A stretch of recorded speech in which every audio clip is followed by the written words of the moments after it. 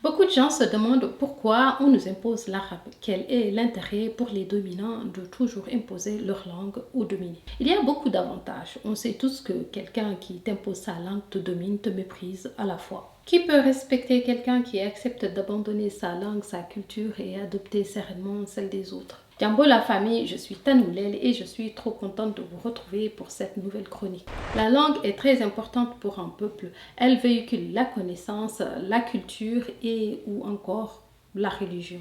Quand on prend le cas de la Mauritanie, on peut dire que c'est tellement plus simple d'officialiser les langues nationales et de laisser tout le monde apprendre dans sa langue. Techniquement, c'est possible et c'est même plus simple pour le gouvernement au lieu de gérer des grèves et un peuple qui se regarde en chien de faïence. En plus, j'ai appris il n'y a pas longtemps que dès qu'il y a des grèves ou des manifestations, beaucoup d'Arabes fuient avec femmes et enfants se cacher dans le désert en attendant que ça se tasse.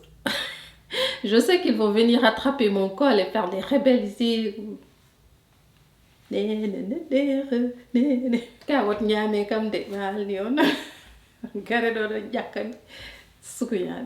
Si le peuple mauritanien était égaux, on pourrait s'occuper d'autres problèmes comme l'autosuffisance alimentaire, par exemple, l'assainissement, créer une industrie, bref, nous occuper des problèmes d'un peuple qui cherche à faire nation. Sauf qu'une langue, c'est économique aussi. Je m'explique. Pourquoi vous pensez que la France dépense des milliards pour développer la francophonie à votre avis? C'est simple, parce que si nous comprenons leur langue, nous consommons leurs idées, leurs pensées, leurs produits, leurs films, leurs romans, les livres, leurs pubs, leurs chaînes de télé, leurs radios, leurs modes. En gros, on contribue à les rendre riches. Nous nous habillons instinctivement avec leur mode parce que, aussi bête que cela puisse paraître, nous savons lire l'étiquette, la composition, le nom avec le matraquage publicitaire dont je parlais plus haut.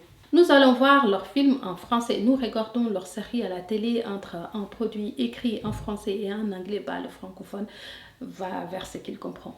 Nous imitons leurs idées, leur mode de vie parce que nous comprenons leur langue. La langue est avant tout un important acteur économique. On ne cherche pas à t'obliger à apprendre une langue s'ils n'ont rien à te vendre. La religion et la langue sont des influenceurs économiques. Si les gens ont cherché à répandre l'islam ou le christianisme ou toute autre religion, c'est avant tout sur des bases économiques. Si on est de la même religion, tu vas acheter avec moi. D'ailleurs, les religions obligent à la solidarité et fraternité, à privilégier son frère de religion, même si cela ne va que dans un sens. C'est quasiment quelque chose qui t'enchaîne encore plus que le marketing agressif de la langue, puisque c'est une obligation qui vient de Dieu. Si vous réfléchissez bien, les premiers convertis en islam, ce sont des commerçants. Les marabouts sont pour la plupart des commerçants. Ils connaissent une langue qui permet de comprendre ce que Dieu dit. Cela leur donne un pouvoir moral, symbolique et économique. Les gens les payent pour avoir accès à Dieu, pour être conformes avec les préceptes de leur foi. Le travail du marabout, c'est de faire l'interprète entre la langue de Dieu et toi. Il vit de ça, donc il n'a aucun intérêt à ce que cela cesse. La religion, c'est aussi un langage économique. On parle beaucoup des chrétiens d'Éthiopie qu'on dit être les premiers à embrasser la religion. Le roi Ezana est le premier à se convertir et il le fait pour des raisons économiques, pour pouvoir commercer avec l'Empire byzantin qui favorisait les chrétiens. Se convertir, c'est investir dans une communauté. Acheter des habits qui font de toi un musulman, acheter des livres, manger halal, aller à la Mecque, faire de l'aumône à un autre musulman, ainsi de suite. Les affranchis devaient eux faire de l'aumône à leur ancien maître.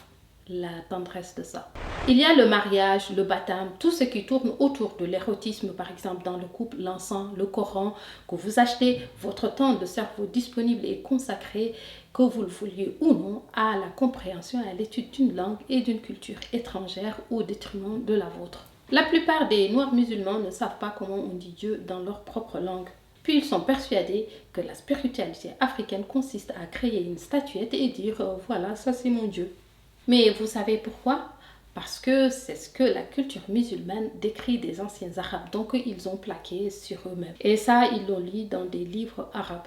C'est la bêtise d'aller chercher qui tu es dans une littérature qui ne te connaît même pas.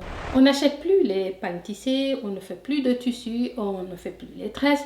On a soit une perruque, soit le voile acheté dans un des pays musulmans comme le Pakistan, l'Indonésie, l'Égypte ou l'Arabie Saoudite. Nous sommes des consommateurs de ce que produisent les autres. y compris les cheveux, les cils, les lentilles de couleur pour les yeux, des crèmes pour ressembler à d'autres personnes. Pendant très longtemps, il était interdit de traduire la Bible. Il était obligatoire de faire la messe qu'en latin, seule langue capable de porter la parole de Dieu. Puis un jour, des hommes courageux ont traduit la Bible et fait la messe dans leur langue. Ni le ciel, ni la lune ou le soleil n'ont changé de place et de trajectoire. Là où je veux en venir, c'est que si le Coran était traduit, par exemple, en langue soninké, les gens iraient acheter un Coran écrit en soninké par un soninké. Donc l'argent irait dans leur famille. C'est aussi simple que ça. Cela arrivera sûrement avec le Coran et Dieu sera polyglotte.